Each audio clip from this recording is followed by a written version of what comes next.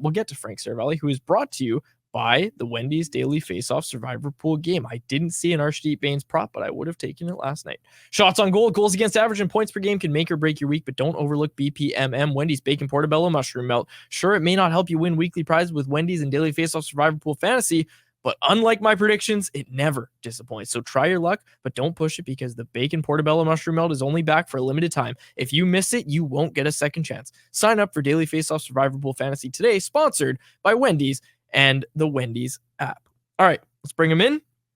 Frank Seravalli. Frank, do you have any thoughts on Arshdeep Bains? Oh, honestly, like in all seriousness, obviously I joke about Noah Juleson getting national attention, and obviously Arshdeep Bains probably isn't getting a ton of national attention, but everybody knows this story at this point. Just your thoughts on Arshdeep Bains, a guy who didn't get drafted in the WHL draft, all this sort of stuff, not drafted in the NHL draft, eventually making the NHL here. Well, it's a great story, and I would say it actually got way more national attention than Noah Juleson, and probably deservedly so. I love every facet of it. You mentioned his unique path. I love the fact that his dad was able to be in Denver last night to get there to see it and witness it. And I love the sort of reverence that he has for, not just where he's been, but also just to even get an opportunity and get one game. He's played so well in the AHL that I think he's been deserving of the opportunity, but to finally get it and seize upon it is something totally different. And so certainly a lot of dreams realized last night in Colorado. Frank, how much harder do games for the Canucks get in the second half when teams have a target on Vancouver's back and know that they're a legit threat, whereas maybe in the first half, nobody really had high expectations for this team, and maybe that even affects teams' level of preparation, their mentality going into it. How much does having a target on your back sort of change the difficulty of these games down the stretch?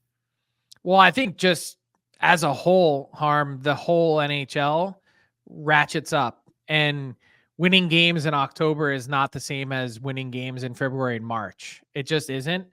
And I think a lot of teams are realizing that, but I do think that there's a certain part of teams looking at the standings now and saying, hey, for a long time, this Canucks team has been right at the very top of the league.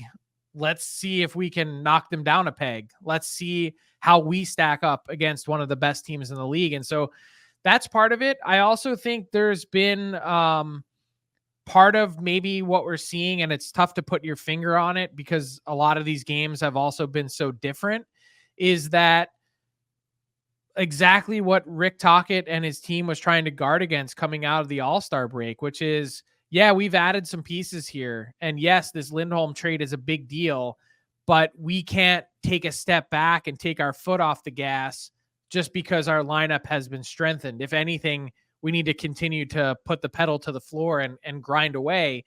And I think when you look at this team's record and you see that it's basically 500 since the Lindholm trade, if I'm not mistaken, I think it's 4-4-2. Does that sound right? Yep. That I think there's a certain part of that's just human nature that sets in. Frank, are the Canucks going to make another trade? We keep seeing Chris Tanev's name out there. I know I ask you this every single week. Has anything changed on Chris Tanev or anything with the Canucks and their trading wishes? No, I don't think anything's changed with the Tanev situation specifically in Calgary. I think the Canucks are still kind of sniffing around, I guess is what you'd call it, on the periphery to understand the price and make sure that they remain in the mix. I think they're evaluating a bunch of different options. And I'll say this, I'd be surprised if we get through 3 p.m. Eastern on March 8th and the Canucks haven't made another trade. First off, it's in their MO. They've been the most aggressive trading team for the last calendar year. And second, I think they've still got more to fix, more to fill. I still think they need a depth defenseman. I'm not entirely convinced that they need someone of Tanev's caliber, although it certainly is not going to hurt. And I think they realize that they have a great opportunity here to really make noise in the playoffs with the foundational pillars that they have on this team. And that no one says you need, this is one of the big kind of things that the Canucks are going to bump up against, I think, when it comes to the playoffs in April is this idea that you can't go on and win because you haven't had playoff success before. A lot of people will say, well, it takes, many years of losing, of learning how to win in order to get there. Like, I don't know that that's absolutely fact. I mean, history would indicate that most teams before breaking through at least have one, sort of get your feet wet and get a taste of how this works. But I think there's been plenty of teams too that have shown in the last decade plus 15 years that more is available right to them when their window is just starting to open than many would realize. And I'll give you an example of the Edmonton Oilers I get my years mixed up, but I'm pretty sure it's 2017 when they took the Ducks to Game 7 in the second round. Like, you're one win away from the conference final, and then who knows what happens. So I think that's a team that had no playoff success really to speak of. That why can't it be the Canucks? Why can't it be this year? They're right there with all the other contending teams in the West. It's a series of 4 rounds of 7 games of coin flips. A lot of playoff success and experience on the coaching staff as well. Yeah. Why can't you be the team? I love it. Shifting away from the Canucks a little bit, I saw that Pittsburgh lost again last night. Feels like they're just rapidly slipping out of the race. What do you do if you're Kyle Dubas? What do you think they're thinking of? Because you've still got Sidney Crosby playing at this level, yet this doesn't look like a playoff caliber team. Harm, it's really easy for me, and I guess easy also for me to say because I'm not in Kyle Dubas's shoes, and I don't know what his mandates are from ownership, although I'd imagine that they're pretty committed to this core given the resources that they have deployed to this team, including already trading their first-round pick this year for Erik Karlsson, who, again, not patting myself on the back, but I said it at the time the trade was made, this isn't the guy that they needed. That's not what was separating the Penguins from being in the playoffs last year. So for me, it's cut and dry. I think you have to move Jake Gensel. I think you have to explore moving Riley Smith. I think you have to try and do whatever you can to turn over this team and make them younger. Kyle Dubas acknowledged today that they do need to be younger. He did say that he's going to use the next 2 weeks to try and determine a course for this team, but 9 points out, how much closer are they going to get between now and March 8th? If they whittle it down to 5, does that make you think differently? Not for me. Like, I think I have a pretty good idea of what the Penguins are. And even though a lot of the underlying metrics and analytics would indicate that they should have more wins and more success this year, that type of stuff doesn't work for me at 60 games into the season. We're not awarding participation trophies for good metrics. And 3/4 of the way into the season, almost, like, at this point, your record is what it says. Can I get that out of my mouth? Your record is what you say you are, if that makes any sense. It does make sense. How do you view the Calder race right now? Got Connor Bedard, got Brock Faber. There's something on Daily Faceoff that Brock Faber has pulled away to the front of the Calder race. Where do you stand on that? That's Jason Gregor's take from the DFO Rundown. I know that was also shared by Colby Cohen on one of our shows this week. I don't think he's pulled away yet, and I think we need to be careful about allowing Connor Bedard some runway here to get back in the race. Like, he's missed 15 games. He's got a lot of ground to make up, and he needs to play well. But I don't as great as Faber has been, 26 minutes, top competition, great point production, has been a godsend for this Wild team as a rookie. How much is he head and shoulders above Bedard at this point? I'm not convinced that's the case. Bedard has had very little help around him. Just having him back in the lineup for Chicago, I think, has totally changed the complexion of that team. It's obviously changed the watchability of that team. And I'm not ready to declare anything yet, I guess is my point. I want to see more from both, and I want to see how much of an impact Faber does or doesn't have in this Minnesota team that's squarely back in the race for the 8th seed. You mentioned Gensel there earlier. What do you think the odds are that he goes potentially to a Western Conference team, which would obviously affect the Canucks and their, potential road through the West in the playoffs, because Edmonton seems like it would be a potential fit. Or I know in your matchmaker article, you even threw out the Colorado Avalanche. It feels like Gensel potentially being on the move may not be the best news for a team like the Canucks if he ends up going out West. Yeah, but I also don't think you can spend a lot of time worrying about what other teams do. I know there's been some sort of thought process when it comes to Tanev that the Canucks should get their act together or spend the assets so that at least you keep him out of the hands of someone else in the West. When I'm looking at the East for someone like Gensel, I think, the New York Rangers having lost Blake Wheeler does open up a bit of a possibility, though I think they need a third line center more. So I'd have the Rangers on that list out East. I think you'd probably have to include Carolina because they're a team that has been missing that true difference maker. And I think Gensel could be that, although they're a team that historically hasn't spent much in terms of future assets, and they definitely don't like playing the rental game. And one more team in the East that I think you'd have to consider would be Florida, because they have some cap space, although they don't have the assets that I think they could be an intriguing fit. But I do think that there's a whole host of teams in the West. You mentioned for my story, Colorado, which was just a fun exercise. I still think their preference is center. But what about the Golden Knights? I don't think they can spend, or I don't think they want to spend to get the super elite addition like Gensel, but they love the new shiny toy. I don't think you can rule them out. And they've been very aggressive in years past. I wonder, because we're talking about Pittsburgh, like, is there any chance if Vegas and Pittsburgh can reconnect on a Riley Smith transaction, Pittsburgh, since there was no retained money last time around in the summer, can they reacquire Smith at half price for this year and next, $2.5 million? All of a sudden you could start to see that make sense again. Like, I don't think Riley Smith, because his numbers are down this year, that he woke up and suddenly wasn't a good hockey player anymore. My guess is that he just hasn't been a great fit in Pittsburgh and could give you a lot more when it comes to a playoff run. Frank, we're 2 weeks away from the initial trade deadline. Of course, you will be live on Daily Faceoff's YouTube channel. I always love the trade deadline coverage that we pump out. It's going to be good. We're going to have you as a guest this year, breaking down some Canucks stuff. I heard. I'm very excited for that. It's either me or Jeff Patterson. It's going to be great. It's going to be a great time. We got to get some Canucks Army conversation. We got to get all that going in our.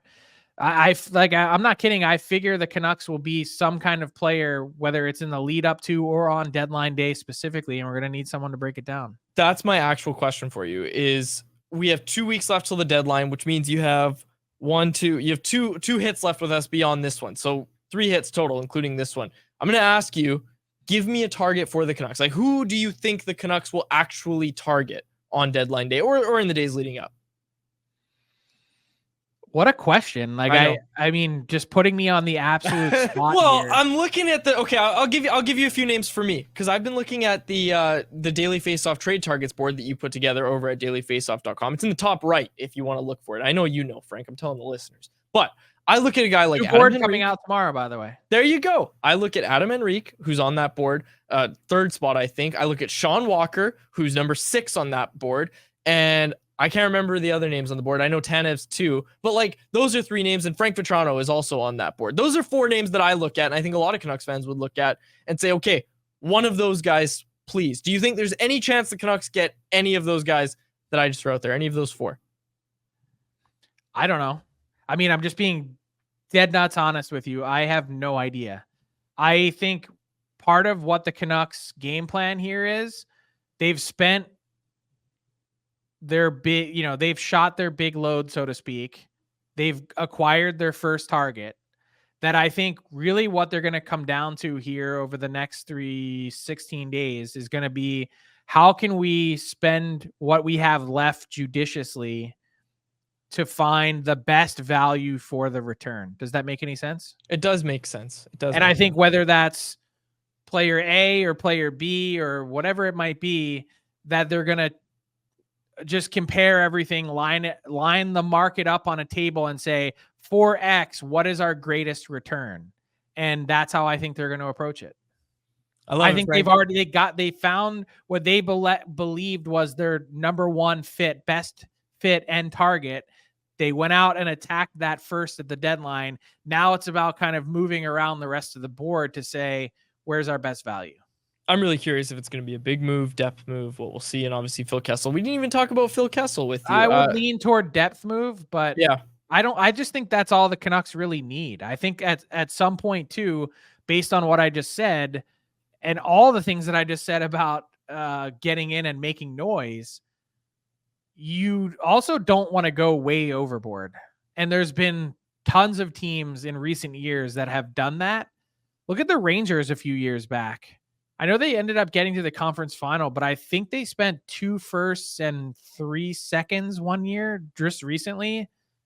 And it was like, man, that was a lot to spend.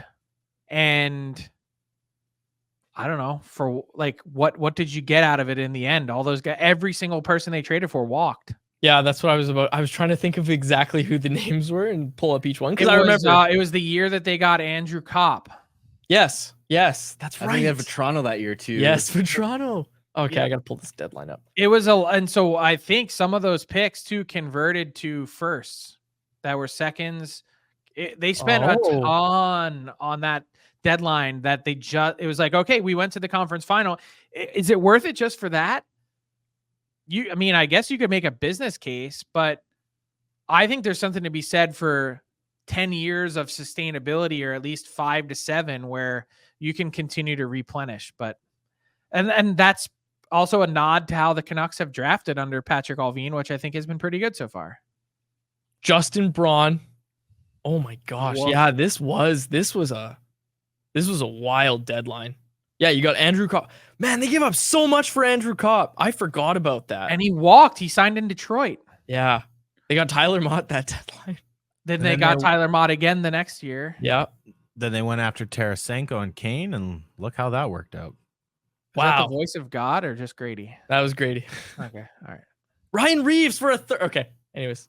It was a lot. So I think that's a cautionary I think that's okay. So I think we all agree the Canucks did great work so far with Lindholm, and we don't know what the future holds, but still very likely trending towards him walking. Okay. Fair enough.